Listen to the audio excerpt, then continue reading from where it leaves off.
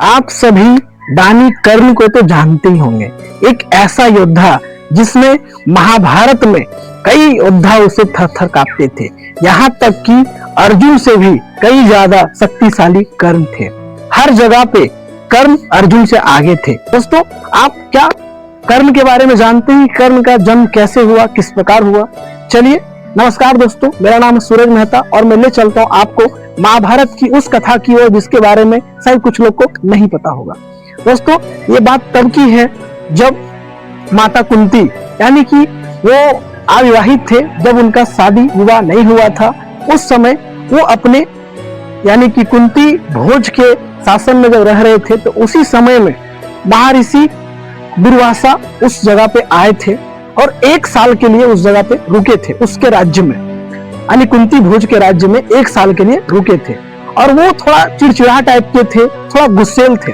तो कुंती भोज को डर था कि कहीं वो लोगों को या फिर हमें श्राप ना दे दे।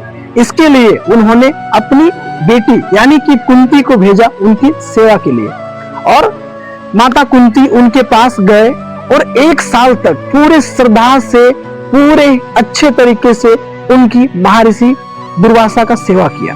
और 1 साल सेवा करने के बाद जब महर्षि को उनको पता चला कि ये 1 साल से हमारी सेवा कर रहे हैं, तो उनको बहुत अच्छा लगा और उनसे बहुत प्रसन्न हुए।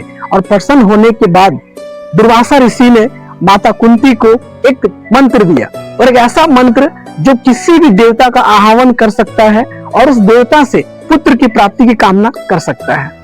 और जब ये मंत्र उन्हें मिल रहा था तो माता कुंती ने कहा कि मैं इस मंत्र का क्या करूंगा, मैं तो अभी अविवाहित हूँ। फिर वहां पे जो ऋषि थे वो चिढ़ जाते हैं, लेकिन फिर वो मंत्र उनको देते हैं माता कुंती को। और वो माँ कुंती जब उस मंत्र को लेकर जब जा रहे थे तो उनको लगा, क्योंकि वो उस टाइम उतना उनके पास नहीं था, तो उन्होंने क्या किया, ऐसे ही उन्होंने मंत्र का उच्चारण किया सूर्य देव का नाम लेकर के। जैसे उन्होंने सूर्य देवता का नाम लेकर मंत्र का उच्चारण किया, उनके सामने सूर्य देवता प्रकट होते हैं और फिर सूर्य देवता उनको पुत्र की प्राप्ति करते हैं और जिनसे सूर्य पुत्र कर्ण का जन्म होता है। और जब कर्ण का जन्म हुआ था दोस्तों, तो कवच कुंडल के साथ उनका जन्म हुआ था। और जब उनके पास उनके पुत्र की प्राप्ति हुई तो माता कुंती को समाज का डर था कहीं कलंक ना लग जाए, क्योंकि वो अविवाहित थे। और फिर माता कुंती ने कर्ण को एक टोकरे में भर के नदी में बहा दिया। और जब नदी में बहा दिया तो बहाने के बाद वहां पे धृतराष्ट्र के सारथी अधिरथ और उनकी पत्नी राधा को कर्ण को प्राप्ति हुआ। और जब उन्हें वो बच्चा बहता हुआ जब टोकरी में मिला तो उन्होंने उसे गोद में लिया और फिर उनका ही उन्होंने लालन पालन किया।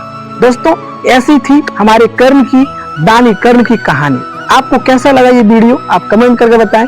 और भी रोचक चीजें जानने के लिए आप कमेंट करें। मैं आगे और ही अच्छा बेहतर वीडियो आप लोगों के लिए लाता रहूंगा। दोस्तों, मैं सीखता रहूंगा और आपको सिखाता रहूंगा। धन्यवाद, फिर मिलते हैं नए वीडियो के साथ।